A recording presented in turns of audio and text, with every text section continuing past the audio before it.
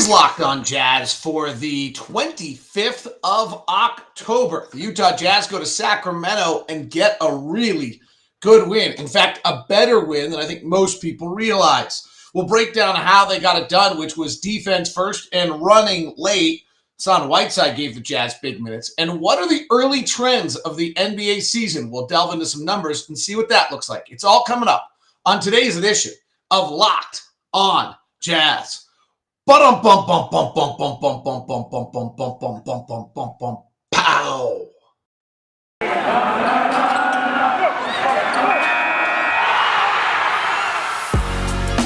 You are Locked On Jazz, your daily podcast on the Utah Jazz. Part of the Locked On Podcast Network, your team every day. How are you? I'm David Locke, radio voice of the Utah Jazz, Jazz NBA insider. This is Locked On Jazz, your daily podcast on the Utah Jazz, giving you insight, expertise, geeky numbers, and hopefully making it way better to be a Jazz fan. Thank you so much for making Locked On Jazz your first listen of every single day. We are free and available on all platforms, including YouTube, and you can subscribe on the button right at the bottom left if you're watching on YouTube, plus set an alert so you get notified whenever the show is available. You can also subscribe on or follow for free on Spotify, as well as on Apple or wherever you get your podcasts. You could be a Castboxer like me. I actually use Google Podcasts a lot. Just not doing the traditional stuff. Can't do that. All right, hope everybody had a great weekend. Special hello to the whole crew early this morning. Caitlin, Prelo, Elijah, Perry, Blake, JJ, T-Man, all stopping by early for the morning show. Chris, who's all fired up because Locked On Bets, our daily betting show on the Locked On Podcast Network, missed a bet. It happens. Lee does miss every now and then. So let's get to the win on Friday night against Sacramento. If you look at what a season takes, and actually we'll probably delve into this tomorrow a little more in depth, of what it takes to win, 50, 55 games. 55 is a load of games in this league because right now there's only 4 bad teams in the league. Orlando, Oklahoma City, Houston, and Detroit, I think, are 4 bad teams. So there's probably only 4 teams all year that you think you can go get a win against when you play them. We probably should beat Oklahoma City all 4 times. We probably should beat Houston all 4 times. We'll find out coming up, though. They have, we've got them coming up, and they've got great energy right now.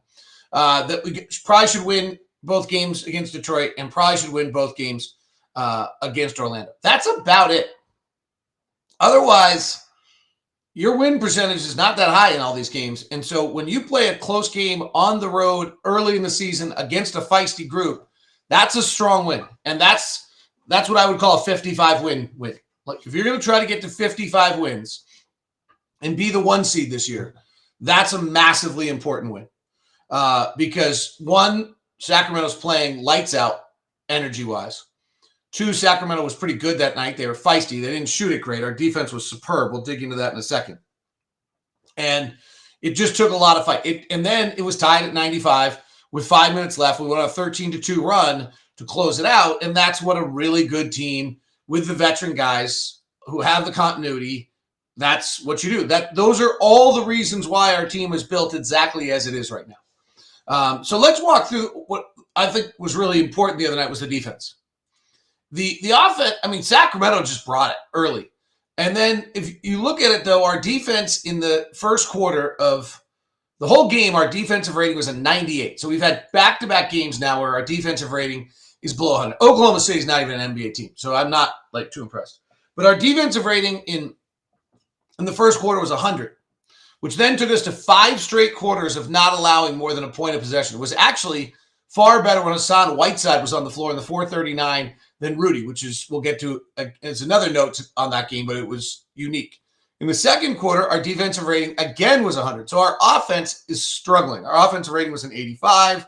We're having a hard time, and we're doing what really, really good teams do, which is hold it together on the defensive end, even when we're not getting the offensive possessions we want.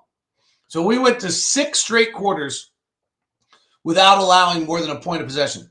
In the third quarter, our offense finally kicks in. We have a 135 offensive rating, league average, by the way, offensive rating is about a 110.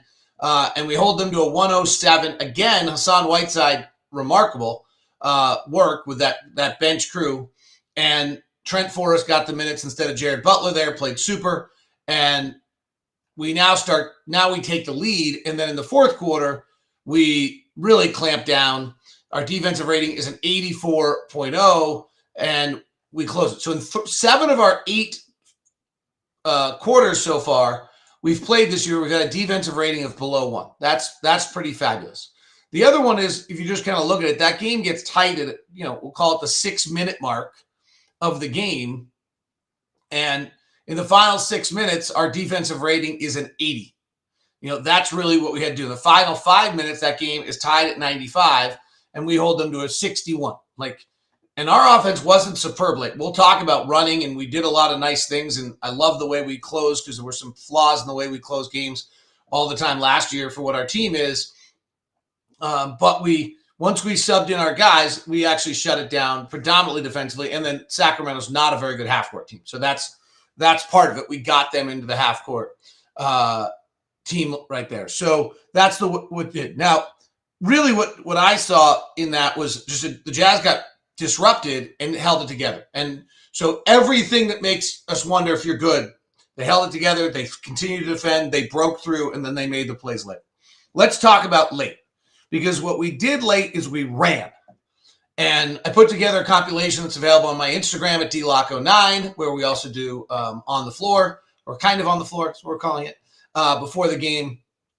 And then secondarily, we also, you can get it at, I think you can get it on my Facebook and on Twitter. So if we look at what we did late in that game and how we played it, what we did that was impressive is we ran. And last year, in the final 5 minutes of a close game, Donovan Mitchell has the highest usage rate of any player in the NBA. It's not great. That's not a great script, because what makes us so special is the variable attack, the multiple pick and roll ball handlers, the different ways. Donovan's really special. He's our guy if we're just going to isolate down and get it. But I like, Quinn always wants us to run, and run early. We did it early in the year last year, so this isn't like the first time we've done it in any way, shape, or form. But and then we kind of pulled out of it. As the year went on, we did a little less. We also played less close games. We were just running people out of the gym all the time. And so if you look at what we did on the night, last night, if you just here's our final 5 minutes of offense. So Mike Conley misses a layup, and we were 12 seconds into the shot clock. Okay, middle of the clock, half-court set, out of a timeout. No big deal. Barnes misses. Gobert gets the rebound. Donovan misses a 3 with 5 seconds into the shot clock. It's great. Get it up the floor quickly. We just happen to miss. They miss again. Fox takes an 11-footer. They become mid-range, slow. They get late in the clock. Gobert rebounds, and we get a layup 5 seconds into it. We push ahead to Bogdanovich. He overpowers Tyrese Halliburton and lays it up in it. Fox turns it over. Gobert gets the alley-oop 6 seconds off the shot clock. So in our opening possessions, the final 2 minutes, we're at 12 seconds, 5 seconds, 5 seconds, 6 seconds. Kings call timeout. Barnes turns it over. Conley with the steal. We run off the steal. Bogdanovich misses the 3. Probably would have won the ball game right there. 5 seconds in the clock again. Gobert gets fouled, so it's free throws, no time. Buddy Hield misses a really deep, bad 3. Bogdanovich rebounds. We shoot, this time 12 seconds in the shot clock, where O'Neal misses a floater. So it's more, we get into a half-court set. Then they miss, get the rebound. They miss at 2:02. Bogdanovich gets the rebounds, and we end up with a late shot clock, 24-second clock violation, basically. Fadeaway 3 on the right side as Donovan gets stymied by Davion Mitchell, who was impressive. So now it's a long shot clock. Fox gets a layup. We then play a 22-second shot clock. We miss a layup. They turn it over on really what's the key play of the whole game, 101-97. We get late in the shot clock. Donovan going one-on-one on Mitchell, missing. We're back not running because they made a shot. We're into the half-court set. And Buddy Hield throws a terrible pass that we turn into a Gobert dunk. Then maybe the next key play of the game, Davion Mitchell misses a three. We battle for the rebound. Donovan comes out with it at 49.9 seconds, brings it up the front court. We shoot it 8 seconds into the clock and hit. And so that's how we closed the game the other night. We closed the game running, which is an interesting one. We'll have to keep an eye on whether we can keep it up and whether we can keep to it. Some other items I want to talk about. Hassan Whiteside. A lot of people, Jarred Butler's all that matters. So why Trent Forrest played, other than the fact that Trent Forrest was every bit as good as Jarred Butler in preseason, just in a different way. So it shouldn't be that surprising, but we'll talk about it a little bit. And then we'll take some of your questions because they seem to be coming in nicely on the chat room today. And then also, where is the NBA? What's it doing? What's the early trends of where the NBA is? Today's show is brought to you by our good friends over at Murdoch Chevy. The Murdochs, after 80 plus years in Utah, have decided that despite the car shortage, despite most dealerships out there deciding that they're going to take advantage of this by putting MSRP up and adding on $5,000 or $10,000 on all car purchases, they are not going to do it. The Murdochs vow that they will not charge you extra because of the car shortage right now that's taking place at all. So same prices as always for the Murdoch's commitment to Utah. And right now at Murdoch Chevy, there's some great things going on. They have a new all-electric 2023 Lyric debut coming out, rear-wheel drive, beautiful car. So go check. That's coming out here in a little bit as well. That's also going on is the Murdoch Chevy introducing the 2020 GMC Sierra the Murdochs have going on. That's also at their Cadillac of Logan store that's taking place. They've got some extra stuff going on there. Murdoch Chevy. We've got the Equinox, the Trax, the Traverse, which is the bigger SUV, the Trailblazer and Blazer. The SUV lineup is amazing. The Suburban and the Tahoe. $1,500 cash allowance back on a bunch of different purchases right now. All at Murdoch Chevy, located Woods Cross, also the Logan store as well. So go check it out at Murdoch Chevy or Murdoch Chevy in Logan, Murdoch Chevy in Woods Cross or Murdoch Chevy in Logan. Check it out. All going on. If you're going to head over to either of them, feel free to email me first. I'll set you up with a Locked On VIP meeting. Today's show is also brought to you by DirecTV. Do you have one remote doing this, one device doing that, another? Well, it's all time to get rid of that. Get DirecTV Stream. It brings your Jazz games to you as well. Stream your favorite shows, watch sports highlights on your phone, all those things. Do it in one place. DirecTV Stream. It brings your live TV on-demand favorites together like never before, so you can watch your favorite sports, movies, and shows all in one place. That means no more juggling remotes, no more need to buy another device ever again, and best part, no annual contract. So get rid of the clutter and the confusion and get your TV together with DirecTV Stream. You can learn more at directtv.com. That's directtv.com. Compatible devices required. Content varies by package.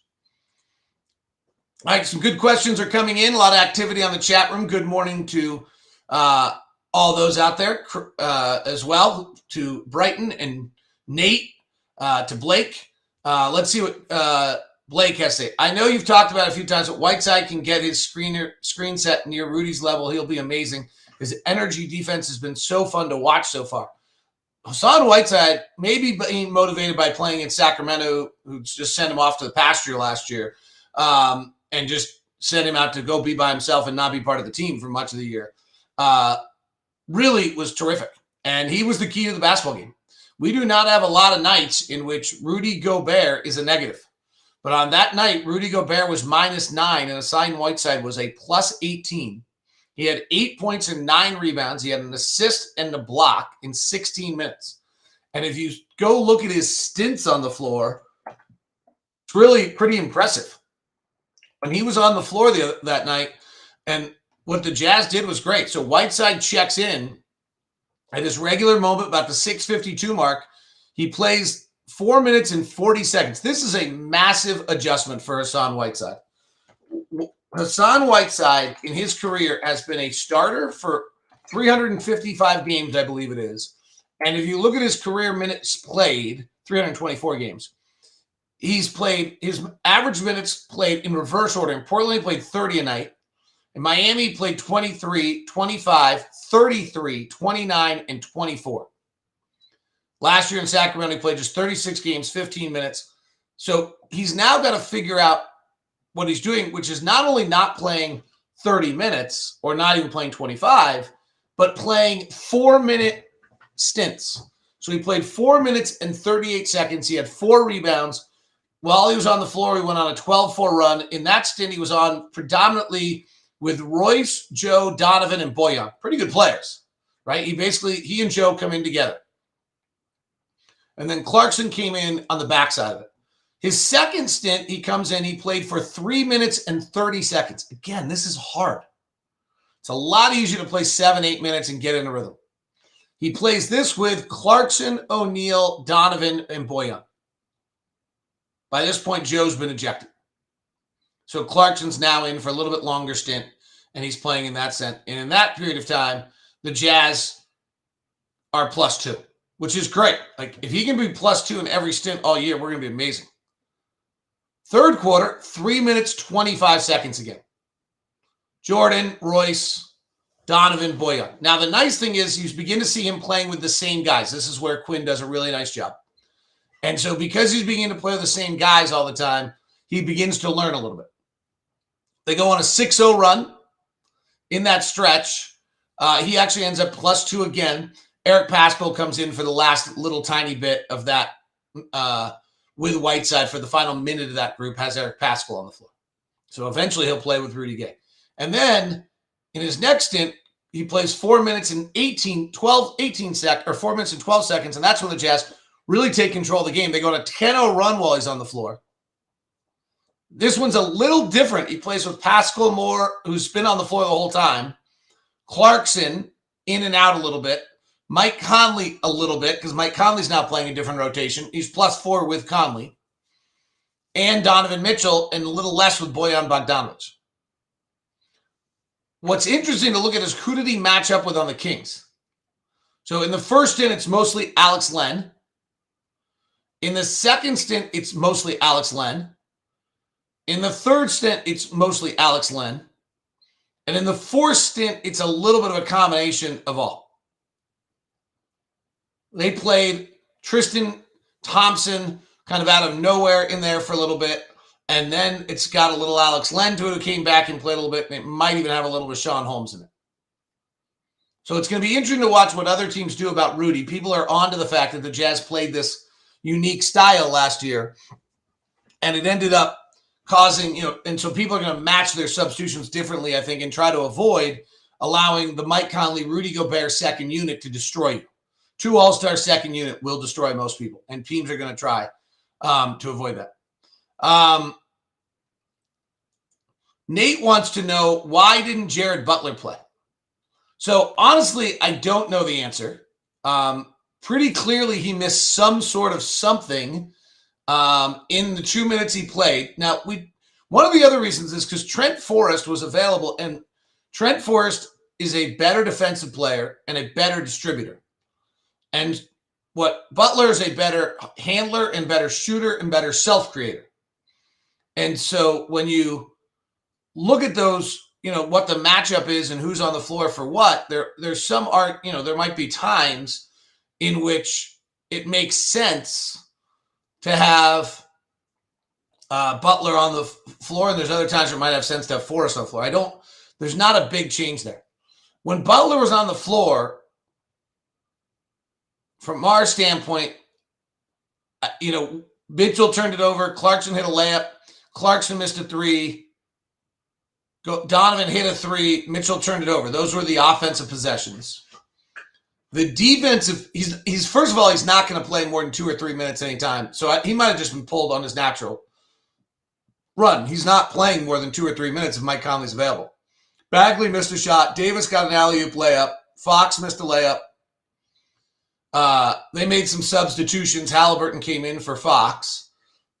Davion missed a 3-footer. Halliburton missed a floater. Halliburton got a steal and got a layup. And then we subbed Royce O'Neal in the game. So was it Royce O'Neal trying to match someone? I don't know. Was it a disciplinary pull? I don't know.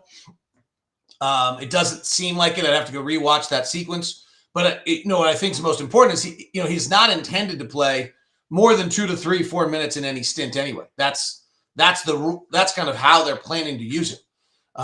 Jordan's going to play his minutes. Joe's going to play his minutes. You could have done some different things with Joe out. Only took some of those minutes, and then they fiddled around with him in the third quarter. Danny for the Philippines says hi. Jack T says, Bogey seems to have a hard time getting into a rhythm with a few possessions. This is a problem as he will not get more. So this is going to be an ongoing issue all year long for our team. And that is that we can't have everyone have a good game at the same time. It's impossible. We don't have enough possessions to go around for everybody. Right? So, if everybody took the amount of shots that they want to take and need to take to get in their flow and get in their rhythm, we don't have enough shots. Bojan got 11 shots the other night. Scored 13 points. Mike got 12 shots. Clarkson took 19 shots in 23 minutes. That's a high volume. Donovan took 25. There just aren't that many more shots to go around. We had 90 shots. Royce ended up taking 7, which is a lot for him, even without Joe out there. So somebody like Bogey is going to have these nights. We saw it all last year, and then Bogey got going when he got back up to his regular amount of shots in a game. But you have to remember that if you look at Bojan Bogdanovic's career and what he's done at different points in his career, in Indiana, he was taking 13 shots. He came to us, he took 15 shots a game. He went to 13 last year. It doesn't sound like 2 shots is a lot, but it's a lot. It's, about 13-15% decrease. And so far this year, he's at 14 again, with getting 11 on one night and getting 19 on the other.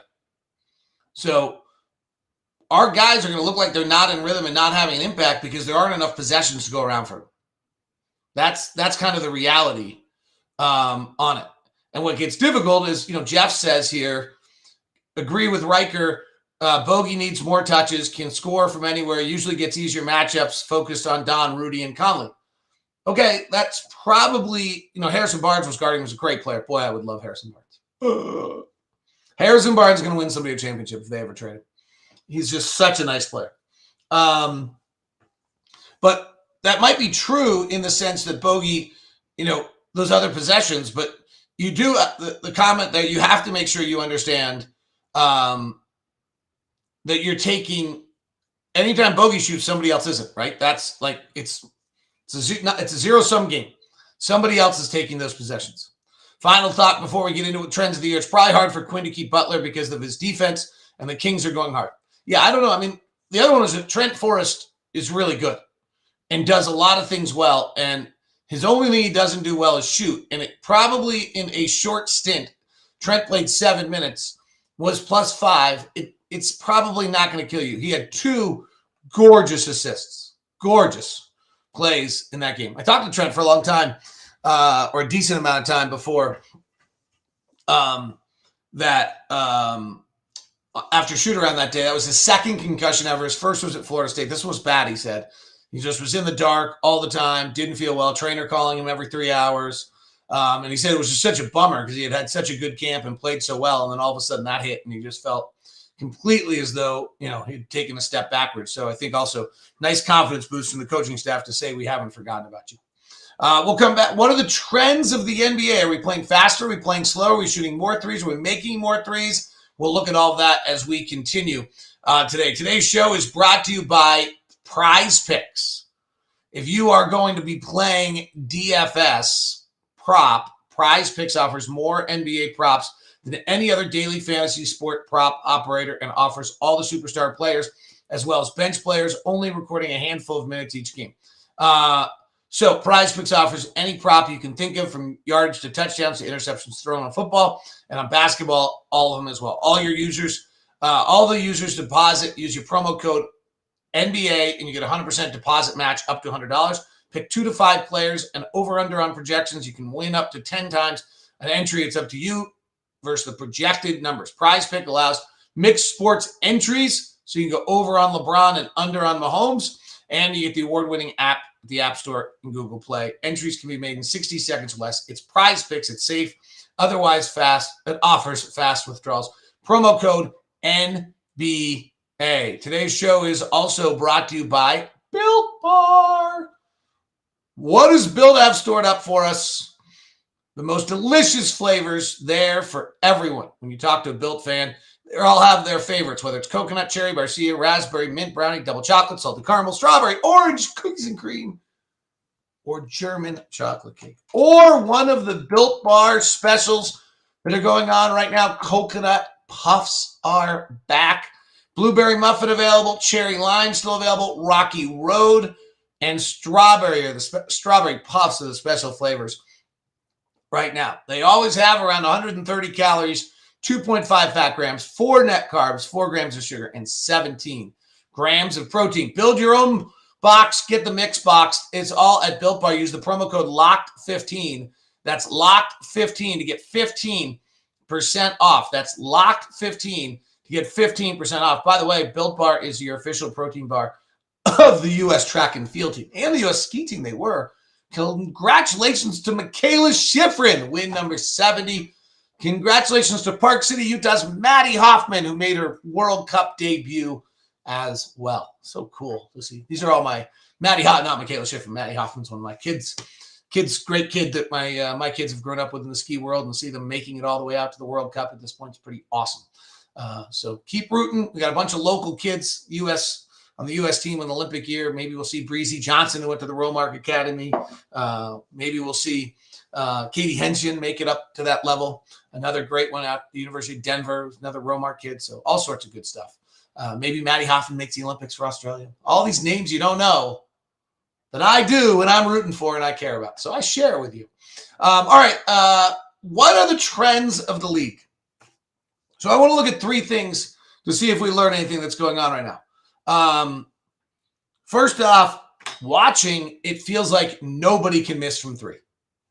Like watching the games, it feels like nobody can miss from 3. And so the 3-point shooting percentage in the NBA right now is 35.6.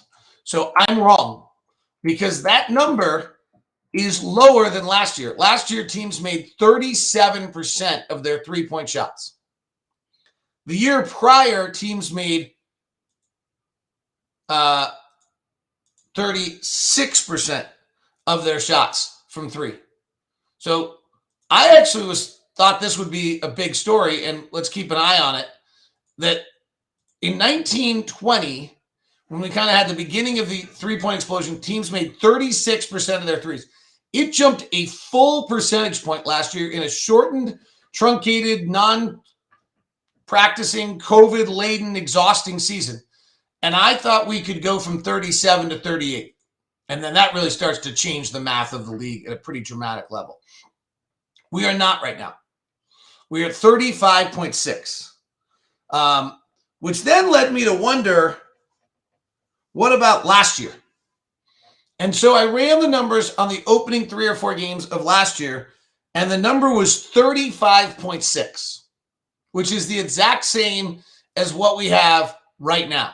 So that was super interesting to me, because what that told me was that 3-point shooting gets better as the season goes on. And it might be that a bunch of guys are trying 3-point shots right now who stopped taking 3-point shots somewhere along the way. But early in the year last year, teams shot 35.6. They're shooting 35.6 up to this point, but they finished at 37.2. It also means that when it starts to zero in, everyone gets everything figured out, the 3-point shooting moves up to about that 38% mark for the rest of the season. So I thought that was really interesting. 3-point shooting is down, but it was also down at this point early overall.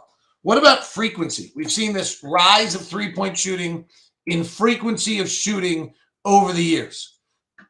Last year was 36.1. If we just kind of walk back, if we go back to 17-18 season, we took 31% of our shots in the 17-18 season, the league did, from 3, 31.1% of all shots. The next year it jumped to 33. So there was your 2 percentage point jump. Then in 1920, there was another big jump to 35.5, another 2 percentage point jump. And then last year we slowed. We went to a 0.5 percentage jump. We went to 36.1. And what are we going to do this year? This year we're at 37.2% of all shots are threes. So we're at a full percentage point jump. Again, what is that compared to the usual early in the year numbers that we would expect to see by this point of the season? And this is really interesting. So if you run the numbers of this point last year, what you end up with is that as of this point last year, sorry, I just did a mistake. I want to double check my numbers. I have it up, but it's such an important number to be right. And I was double doing it a second time. If you look at it last year at this point, just a few games into the season, only 34.9% of shots were threes. We finished the year at 36.1. This year, we're at 37.2. So we're 2.3 percentage points higher than we were at the same point of last year. Now, if we go back to the last normal season and go to 2019, does that trend hold? And in that year, in the early going, 34.7% of shots were threes, and we finished at 35.5. So traditionally, for whatever reason, early three-point shooting is usually much lower than the number we finish at, and we're up a full percentage point. In fact, we're up from 34.7 2 years ago, 34.8 last year, to 37.2. There may be a massive three-point shooting explosion taking place in the league. We may be heading in 2 years ago in the full season, the regular season rate was 0.8 percentage points higher, almost a full percentage point higher than the early season 3 or 4 games in. Last year, it was 1.2 points higher. Okay, so let's just take that the number we're at right now, we're going to add a percentage point on top. If that's the case, we're having another 2 percentage point increase to the amount of threes being taken. We're going to finish the year at 38% of all shots being threes, and last year was 36% of all shots being threes. So we'll see if this continues, and it might even go a little bit more. But, and this is obviously to some extent, from a Jazz standpoint, my biggest concern, everybody plays fast and everybody shoots threes, and Rudy's impact is down. Pace of play is exactly the same as it was at this point last year. It's up from the league. Last year was at 99.5. We're at 101.3. 2 years ago, we were at 101.1. So we're basically the exact same as what we were. All right, that's my early things for you. It is Locked on Jazz. Thank you very much for making us the first listen every single day. You're set for your second listen today. Go listen to Locked on NBA, your daily 30-minute podcast running you through all the action of the weekend and the night's action each and every day. It's Locked on NBA. Thanks for making us the first listen. We'll be back with you tomorrow previewing Denver, looking at 55 wins and whatever other fun things happen between now and then. Have a great one.